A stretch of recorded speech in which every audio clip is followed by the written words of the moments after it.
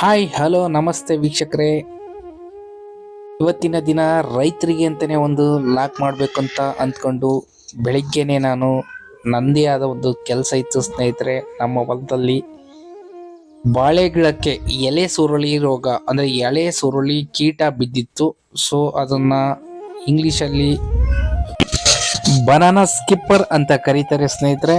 So ಅದು ಯಾವ ರೀತಿ ಬೀಳುತ್ತೆ, ಆ ಕೀಟ ಹುಳುವಾಗಿ ಇಡೀ ಎಲೆಯನ್ನ ಯಾವ ರೀತಿ ತಿನ್ನುತ್ತೆ ನೋಡೋಣ ಬನ್ನಿ. ಹಾಗೆ ಆ ಕೀಟ ಬಿದ್ದಾಗ ನಾವು ಏನೆಲ್ಲ ಕ್ರಮವನ್ನ ಅನುಸರಿಸಬೇಕು, ಇಲ್ಲ ಅಂದ್ರೆ ಬಾಳೆ ತೋಟ ಯಾವ ರೀತಿಯಾಗಿ ನಾಶ ಆಗುತ್ತೆ, ಮತ್ತೆ ಆ ನಾಶ ಆಗದಂಗೆ ನಾವು ಯಾವ ರೀತಿ ತಡೆಗಟ್ಟಬೇಕು ಅಂತ ಇವತ್ತಿನ ಲಾಗಲ್ಲಿ ನಾನು ತೋರಿಸ್ತಾ ಇದ್ದೀನಿ ಸ್ನೇಹಿತರೆ. ಹಾಗಾಗಿ ಎಲ್ಲ ಸ್ಕಿಪ್ ಮಾಡಿದೆ, ಕೊನೆವರೆಗೂ ಈ ವಿಡಿಯೋನ ನೋಡಿ.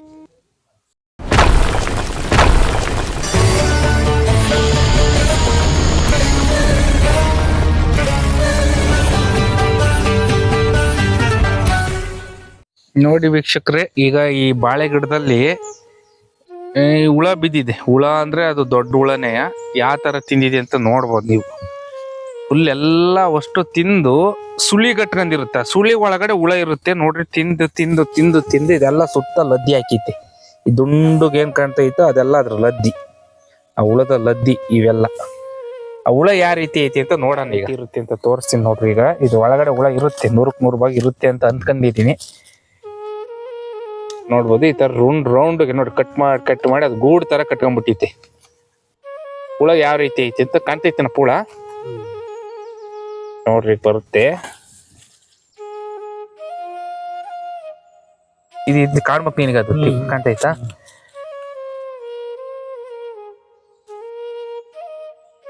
ನೋಡ್ರಿ ಲದ್ದಿ, ಅದ್ರ ಲದ್ದಿ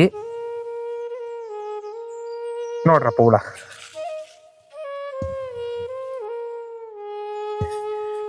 ನೋಡ್ರಿ, ಇದು ಬಾಳೆ ಗಿಡದಾಗೆ ಬರ್ತಕ್ಕಂತ ಹುಳ. ಹಿಡಿಯಪ್ಪ ನೀಟ, ನನ್ನ ಕಾಣ್ತಿದ್ದೀನ ದೂರದಿಂದ ನೋಡ್ರಿ ಯಾವ ರೀತಿ ಕಾಣ್ತೈತೆ. ಈ ತರ ಹುಳ ಬಿದ್ರೆ ಬಾಳೆ ಸರ್ವನಾಶ. ಎಲ್ಲ ಒಂದರಿಂದ ಒಂದಕ್ಕೆ ತಿಂತ ಹೋಗುತ್ತೆ. ನೋಡ್ರಿ ಎಷ್ಟು ದಪ್ಪ ಇದೆ ಇದು ಹುಳ. ಇದೇ ಬಾಳೆ ಎಲೆಯನ್ನ ತಿಂದು ಲದ್ದಿ ನೋಡ್ರಿ ಹೆಂಗ ಹಾಕಿದೆ ಒಳಗ ಗೊಬ್ಬರ ತರ. ಇದು ಇದು ಒಂದು ಎಲೆಗೆ ಆಗಿರೋದು. ಇನ್ನೂ ಒಂದು ಎಲೆಯಲ್ಲಿ ಇದೇ ತರ ಇದೆ, ನೋಡೋಣ ಬರ್ರಿ. ಈ ತರ ಹುಳ ಇದ್ರೆ ಹೆಂಗಾಗುತ್ತೆ? ತೆಗಿಯಪ್ಪ ಅದ ನೀನ್ ನೋಡೋಣ ಹೆಂಗ್ ತೆಗಿತೀವಿ ಸ್ವಾಮಿ. ಇದಳಪ್ಪ ಇದು, ನಾ ಬಿಚ್ಚಿಟ್ಟಿನಿ ಎಲೆ. ನೋಡ್ರಿ ಅದ್ರ ಒಳಗಡೆ ಒಂದು ಹುಳ ಇದೆ, ನೋಡೋಣ. ಮೆಲ್ಲಕ್ ತೆಗಿಯಪ್ಪ, ಮೆಲ್ಲಕ್ ತೆಗಿ ನೋಡ್ರಿ. ಈ ತರ ಬಾಳೆ ಗಿಡದಲ್ಲಿ ನೋಡ್ಕೊಂತ ಇರ್ಬೇಕು ನಾವು.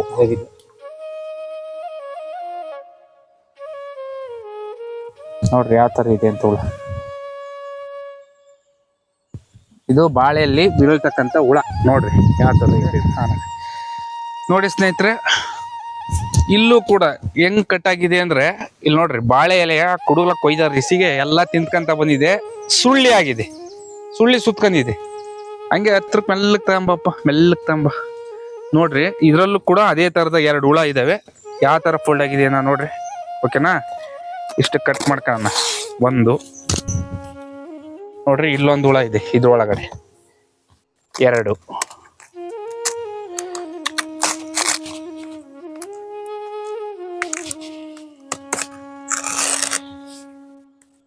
ನೋಡ್ಕೊಬೇಕು. ಇಲ್ಲ ಅಂದ್ರೆ ಇಡೀ ಬಾಳೆ ನೋಡ್ರಿ ಎಷ್ಟು ಚೆನ್ನಾಗ್ ಬಂದಿದೆ, ತುಂಬಾ ಚೆನ್ನಾಗ್ ಬಂದಿದೆ.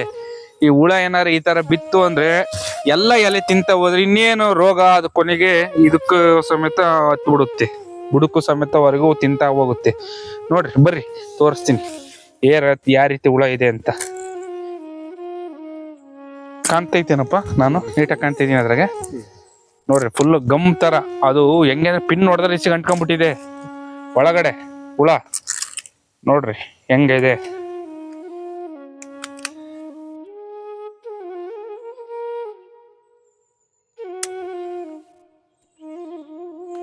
ನೋಡ್ರಿ ಲದ್ದಿ ನೋಡ್ರಿ ಇದ್ರದ್ದು ಯಾವ ತರ ಇದೆ.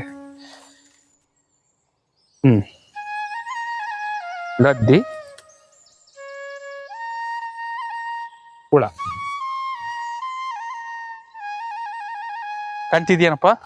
ನೀನ್ ಕ್ಲೀನ್ ಆಗಿ ಇದ್ದು ನೀಡಿ, ನೀನ್ ಕಣ್ ಕಾಣಲ್ಲ ಅಂದ್ಕೊಂಡೀನಿ ನಾನು. ಇಲ್ಲಿ ತಂಬಲ್ಲಿ ನಿಮ್ ಬಿಚ್ಚು ಇನ್ನೊಂದು ಬಿಚ್ಚು ತಗ ಹಿಡ್ಕ ತೋರಿಸಿ ನೀಟಾಗಿ ನಿನಗೆ ಯಾವ್ದು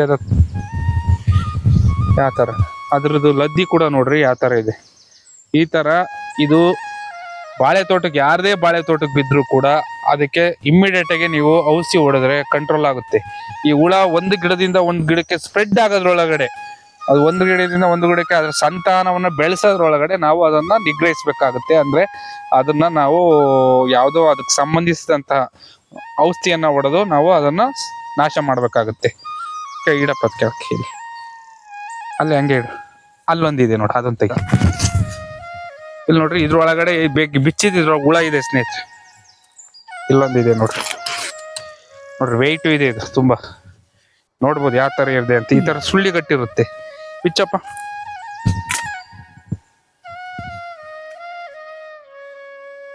ಮೆಲ್ಲಕ್ಕೆ ಬಿಚ್ಚು. ಮೆಲ್ಲಗೆ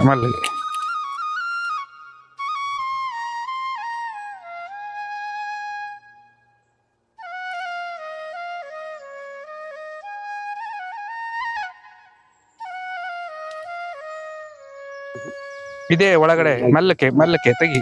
ಫೋಲ್ಡ್ ಮಾಡಿ ಇನ್ನೊಂದು ಬಿಚ್ಚು ನೋಡು. ಹಂಗೆ ಇಡು, ಹಂಗೆ ಇಡ್ಕ.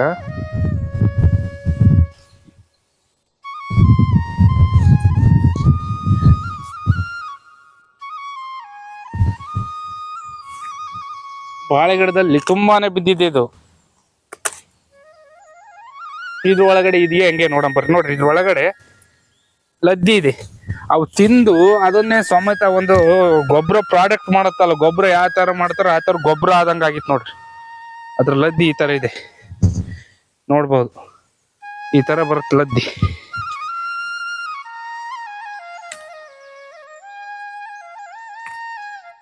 ಹುಳ ಇಲ್ಲ ಅಂದ್ಕೊಂತೀನಿ ಇದ್ರಾಗೆ. ಇಲ್ಲ ಹುಳ ಬೇರೆದ ಜಂಪ್ ಆಗಿರುತ್ತೆ ತಿಂದು.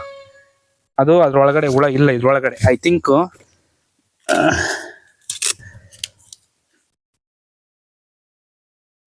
ನೋಡ್ರಿ ಇದ್ರೊಳಗಡೆ ಮರಿ. ಇದು ಸಂತಾನ ಯಾವ ತರ ಸ್ಪ್ರೆಡ್ ಆಗ್ತಿದೆ ಅಂದ್ರೆ ನೋಡ್ರಿ, ಇದು ಮರಿ ತುಂಬಾ ಚಿಕ್ಕದು ಕಾಣ್ತೈತೆ ಏನಪ್ಪ ನೀಟಾಗಿ. ನೋಡ್ರಿ ಇದು ಮರಿ. ಇದು ತಿಂತ ಇಡೀ ಒಂದು ಎಲೆ, ಈ ಒಂದು ಬಾಳೆ ಎಲೆ ಫುಲ್ ತಿನ್ನೋದ್ರೊಳಗಡೆ ಅದು ದೊಡ್ಡ ಹುಳ ಆಗ್ಬಿಡುತ್ತೆ. ದಪ್ಪ ಹುಳ ಒಂಥರ ಯಾವ ತರ ಅಂದ್ರೆ ಈ ರೇಷ್ಮೆ ಹುಳ ಬರುತ್ತಲ್ಲ, ಗೊಣ್ಣೆ ಹುಳ ಅಥವಾ ರೇಷ್ಮೆ ಹುಳ ಅಥವಾ ಗೊಬ್ಬರದ ಹುಳ, ಆ ದಪ್ಪ ಆಗ್ಬಿಡುತ್ತೆ. ಈ ಒಂದು ಹೆಬ್ಬೆಟ್ಟಿನ ದಪ್ಪ ಆಗ್ಬಿಡುತ್ತೆ ಈ ತರ ಮರಿ ಇರ್ತಕ್ಕಂಥ ಹುಳು.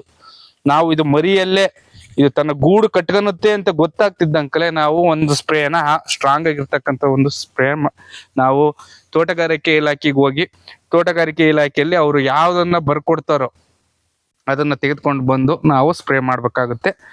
ನೋಡ್ರಿ ಬನ್ನಿ ಇನ್ನೂ ಒಂದು ಕೋವನ ಯಾವ ತರ ಇದೆ ಅಂತ ಪಕ್ಕದಕ್ಕೆ.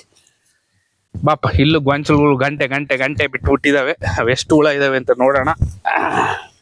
ನೋಡ್ರಿ ಸ್ನೇಹಿತರೆ, ಇದೊಂದು ತೆಗಿತಾ ಇದ್ದೀನಿ. ಆಮೇಲೆ ಇಲ್ಲಿ ನೋಡ್ರಿ ಇಲ್ಲೊಂದಿದೆ.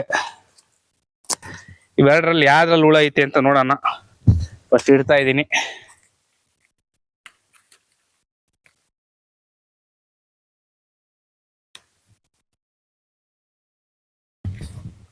ನೋಡ್ರಿ ಎಷ್ಟೊಂದು ಲದ್ದಿ ಐತಿ.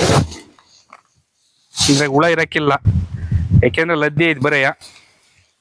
ನೋಡೋಣ ಹುಳ ಇದೆಯಲ್ಲ ಅಂತ. ಹುಳ ಇಲ್ಲ, ಜಂಪ್ ಆಗಿದೆ. ಇದರಲ್ಲಿ ಹುಳ ಐತೆ, ಪಕ್ಕ ಇದ್ರಲ್ಲಿ ಹುಳ ಇದೆ ನೋಡ್ರಿ. ಇದೆಲ್ಲ ಸುಮಾರು ಒಂದು 2-3 ತಿಂದು ಇಷ್ಟು ದಪ್ಪ ಆಗಿರೋದು ಹುಳ ನೋಡ್ಬೋದು. ಹತ್ತಿರ ತಂಬರಪ್ಪ, ನೀಟಾಗಿ ಕಾಣುತ್ತೇನಪ್ಪ. ನೋಡ್ರಿ ಈ ತರ ಹುಳ ಆಗಿದೆ. ಒಟ್ಟಾರೆ ಏನಪ್ಪಾ ಅಂದ್ರೆ ರೈತರು ಎಚ್ಚೆತ್ಕೊಂಡ್ಬಿಟ್ಟು ಅದನ್ನ ನೆಗ್ಲೆಕ್ಟ್ ಮಾಡ್ದೇನೆ ಫಸ್ಟ್ ಇದನ್ನ ಈ ತರದಾಗಿರ್ತಕ್ಕಂಥವನ್ನೆಲ್ಲ ಕಟ್ ಮಾಡಿ ಔಷಧಿ ಹೊಡೆದು ಹೊರಗಡೆ ಹಾಕಿಬಿಡ್ಬೇಕು. ಯಾಕೆಂದ್ರೆ ಮುಂದೆ ಇದು ಬೇರೆದಕ್ಕೆ ಸ್ಪ್ರೆಡ್ ಆಗೋದಕ್ಕಿಂತ ಮುಂಚೆ ನೋಡ್ರಿ ಇಲ್ಲಿ ಸುಳಿ ಬಾಳೆ ಎಲೆನೇ ಸಮೇತ ಎಲ್ಲ ಕಟ್ ಆಗ್ತಾ ಇದೆ. ಸ್ನೇಹಿತರೆ, ಯಾರೆಲ್ಲ ರೈತರಿದ್ರು ಅವ್ರಿಗೆ ಈ ವಿಡಿಯೋ ಅನುಕೂಲ ಆಗುತ್ತೆ ಅಂತ ಹೇಳ್ಬೋದು. ಇದು ಕಾರ್ಬನ್ 50 ಅಂತ, ಇದು ಕರಾಟೆ ಕಂಪ್ನಿದು ಅಂತ ಹೇಳಿರು ಕೆಲವರು. ನನಗೆ ಅದ್ರ ಬಗ್ಗೆ ಅಷ್ಟೊಂದು ಅರಿವಿಲ್ಲ.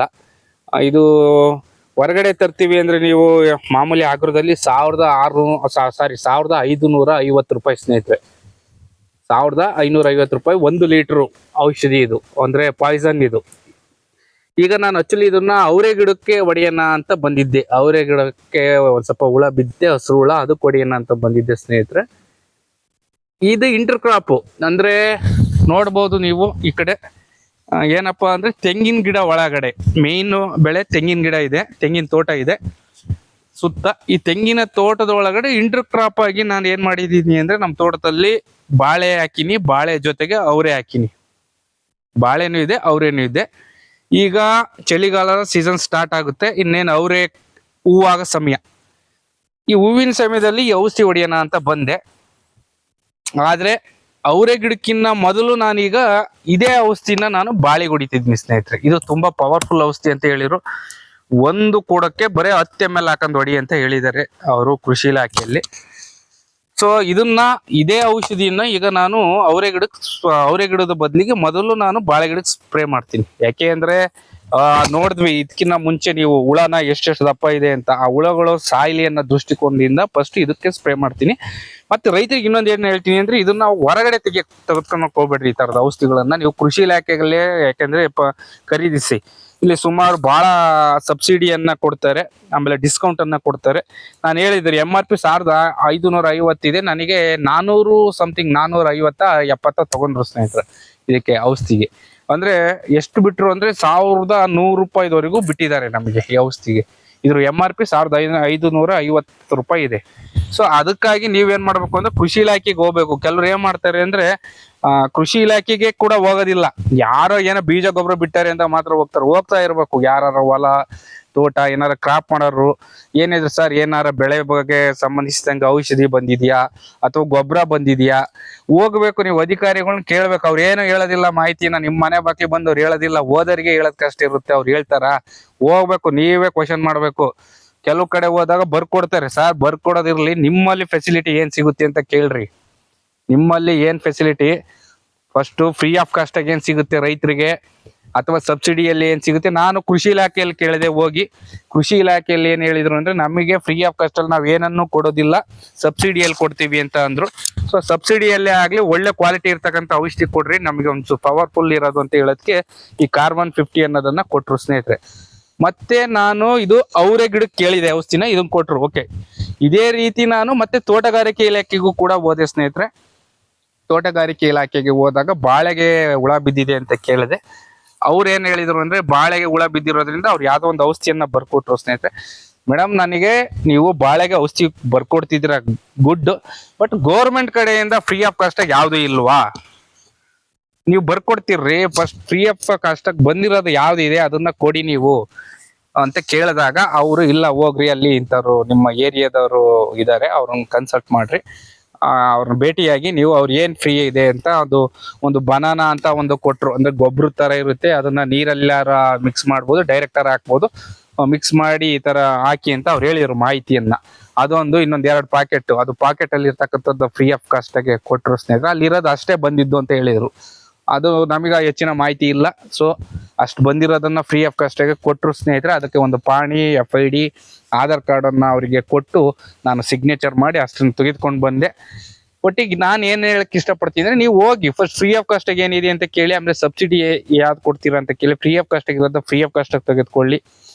ಸಬ್ಸಿಡಿ ಕೊಡೋದ್ರಿಂದ ನಿಮಗೆ ಯಾವ್ದು ಅವಶ್ಯಕತೆ ಇದೆಯೋ ಅದನ್ನ ಸಬ್ಸಿಡಿಯಾಗಿ ತೆಗೆದುಕೊಂಡು ಬನ್ನಿ.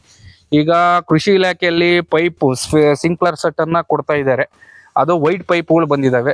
ಹೋಗಿ ಕೇಳಬಹುದು ನೀವು, ಕೃಷಿ ಇಲಾಖೆಗೆ ಹೋಗಿ ಎನ್ಕ್ವೈರಿ ಮಾಡಿ, ಅಲ್ಲಿ ಅದ್ರ ಬಗ್ಗೆ ಸಂಪೂರ್ಣವಾದ ಮಾಹಿತಿ ಕೊಡ್ತಾರೆ, ಎಷ್ಟಕ್ಕೆ ಎಷ್ಟು ರೂಪಾಯಿ ಅಂತಾನು ಕೂಡ ಹೇಳ್ತಾರೆ. ಹಾಗಾಗಿ ನೀವು ಹೋಗಿ ಕೇಳ್ರಿ ಸ್ನೇಹಿತರೆ, ಕೇಳಿದ್ರೇನೆ. ಯಾಕೆ ಅಂದ್ರೆ ಇವತ್ತಿನ ಕಾಲದಾಗೆ ಹತ್ರನೇ ಹಾಲು ಕೊಡೋದು ಕಷ್ಟ, ಹಂಗೆ ಇದ್ರೆ ಹಾಲು ಕೊಡ್ತಾರ, ಆ ತರ ಇದೆ.